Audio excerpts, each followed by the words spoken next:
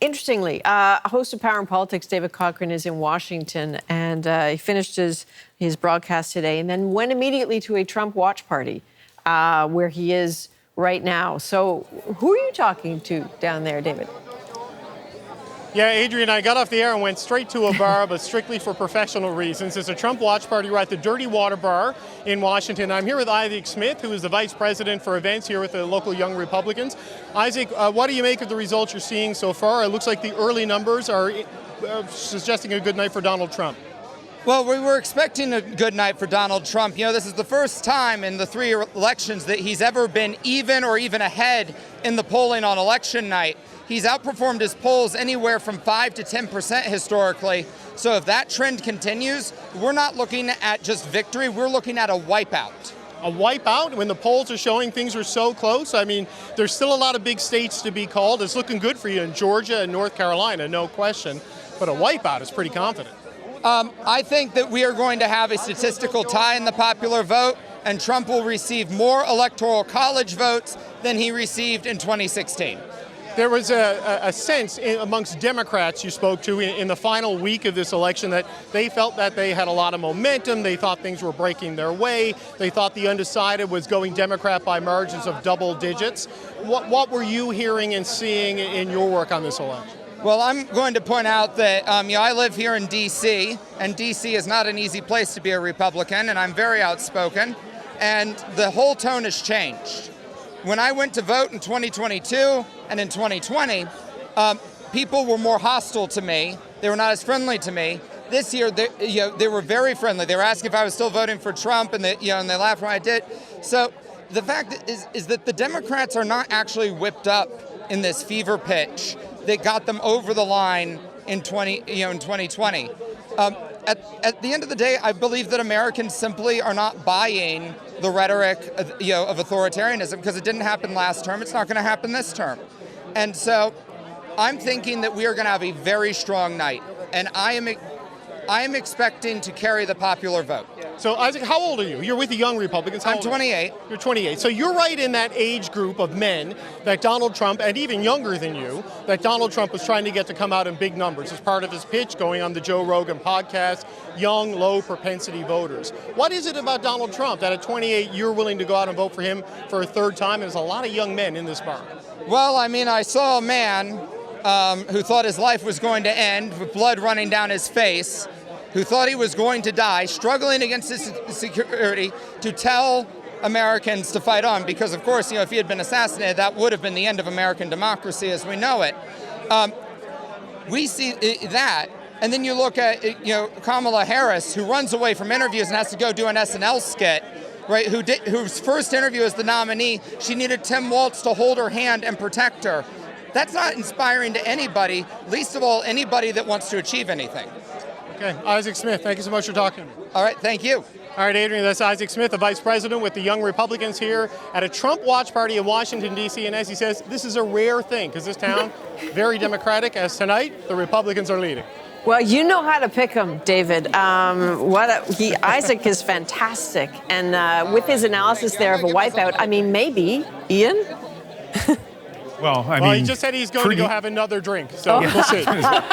Okay, that perspective is very important. Thank you. Fantastic is an interesting word, maybe a euphemism, but through the night, he may be worth going back to over and over again. I mean, just for the heck of it, potentially, yeah. Bit of a bump for the numbers for Kamala Harris at the bottom of your screen, and Illinois, the populous Democratic state, is helping out on that. So no surprise that Kamala Harris carries Illinois, even though just half of the votes have been counted, but we're confident to say those 19 electoral votes will go to her.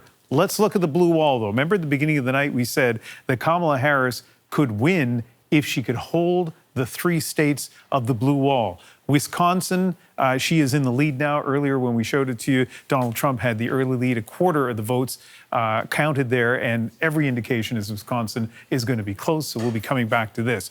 Let's look at the next blue wall state, Michigan. Pretty big lead, but a pretty small count at this point, 14%. As Susan Ormiston told us, some of the issues that are at play in Michigan, a state that, generally speaking, the Democrats feel good about, but there's some micro issues involving black voters, involving Arab American voters, involving union members. We'll see how that plays out in Michigan. But she is definitely in a pretty big lead right now. The third and final of the Blue Wall states, Pennsylvania, the one that has 19 electoral college votes, and a big lead for her. But again, only 1/3 of the votes have been counted there. And let's look back at Virginia. The surprise for a lot of people, almost 60% of the votes counted. Pretty close, but still a Donald Trump lead. 13 electoral votes there. And so, as I mentioned before, I won't go through all the math now, but if Kamala Harris were to lose Virginia, which had been expected, she would have to make up those 13 votes somewhere else. So Arizona, Nevada, Kansas City, she had the lead, or not Kansas City, Kansas, she had the lead and has fallen back there. Iowa, she has a lead there. There are scenarios if she loses Virginia, but they become that path very narrow and a little bit rocky. And let's quickly take one more look at Wisconsin. That has flipped back, as you can see, still close and still just 26% of the vote counted there. Rosie, we were talking in the break and throughout, listening to people make reference to the anxiety about an authoritarian behavior. Has that message from Kamala Harris? We'll know at the end of the night. Sure. Is that part of a message that landed or did not land? Yeah, I mean, I think she and Democrats tried very hard to make this about democracy, right? And to try and tap into people's anxiety around that. And on the other side of it, I think Donald Trump played to that as well. That Madison Square Garden rally was very distasteful for some people. I wanted to bring it up because I thought the young man who was enjoying his evening with Isaac, David, our friend Isaac, said that the authoritarian message the Democrats were trying to stick onto Trump didn't stick. But I know that it is of concern here. When I talked to Frank McKenna, he was the former ambassador, Canada's former ambassador to the United States. He said that he believes that a second term for Trump would be Trump unleashed. And he believes that because the people around him that sort of kept him, on the right course largely aren't really there. Or he doesn't expect that they will be there anymore. That the people around him now, the Stephen Millers, the Peter Navarros, are ideologically driven. Now, there's some exceptions to that. Bob Lighthizer, for instance, if he's back in cabinet, is someone that Canada gets along with super well and is pretty reasonable on trade.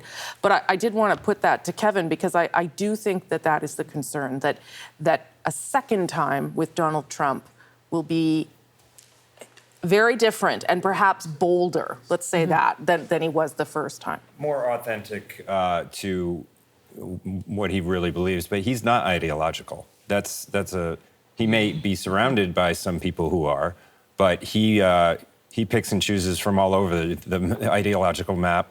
I think he's results driven, but I do hear you when you say authoritarian. I work for some bosses who think he is. I don't see it. I think he'll surround himself with people like Elon Musk and, really smart people who will tackle the biggest problems that we've been saying we want to fix forever. And that is, get a handle on the federal government workforce, make it work for the American people. On trade, I think he uses tariffs to negotiate. And it sounds like your government has thought about that carefully and is going to be ready to approach this new administration, if it becomes one, better than the last time because no one was expecting it. Yeah. But yeah, he's a negotiator. He's a real estate developer is how I view him now. I think he'll work with anybody. He'll say mean things to you, but at the end of the day, he just wants to get a deal done. And that's why he says all these kind of wild things about other world leaders. Yes, and he looks erratic, but I think the bark is worse than his bite. That's just me speaking for a lot of Republicans who have come to get our head around who he is, because he was not our first cup of tea at all. And the Republican Party tried to fight him for a long time, and he kept beating everybody else. But famously, everybody in his inner circle says he's unfit for office, that he's a menace to the country. Former inner circle. Former inner circle. Yeah. But good point. But what do you make of that? It's consistent from them. Well, in Washington, D.C., to be allowed back into polite society or onto the boards of major companies, you have to say that. I'm not saying they're all lying. I'm not saying there isn't something there to it. But that's a fact. There's a financial incentive to it. There is a social cost incentive to it.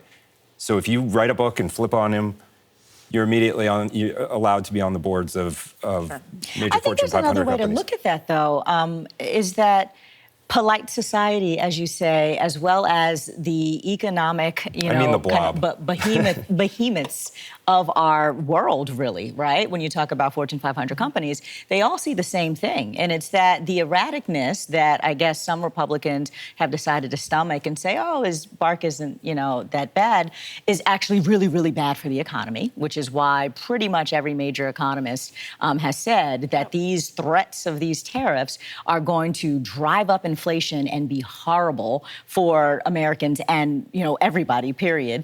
And I think that, that's real. So the thing about this being a real estate developer, right, this kind of attitude is always going to say all kind of crazy things. The truth is that he built a lot of stuff and didn't pay anybody for it, right? And so I think people are really watching that. And I'm going to come back to the gender piece. I think that women are watching that even if they can't say it and talk about it out loud, because there's something about the nasty that isn't really fun anymore. It was kind of, fun to just kind of laugh at the guy who was the reality star that said crazy things. But now it's really consequential, and it's consequential in terms of the United States global relationships, in terms of our trade, and certainly, all that affects our economy. And that's the thing that's really bubbling up here. That'll be interesting. I was interested in what you said about some people will be comforted when he's surrounded by someone like Elon Musk. I'm not sure that lands as a comforting thing everywhere, especially, I would think, in the United States with Musk's relationship with defense contracts in the U.S., but also his relationship with Russia and China and connections. That has to be complicated. Well, I think tens of millions of Republicans and others would say that Elon Musk single-handedly, saved free speech by buying Twitter and allowing it to not be censored. So yeah, he's a complicated guy. He's landing rockets. He's an incredibly smart entrepreneur. Taking him and putting him on one task: go fix the federal government workforce. Where can we streamline? Do what you did to Twitter, where you got rid of 90% of it. That's appealing to a lot of voters.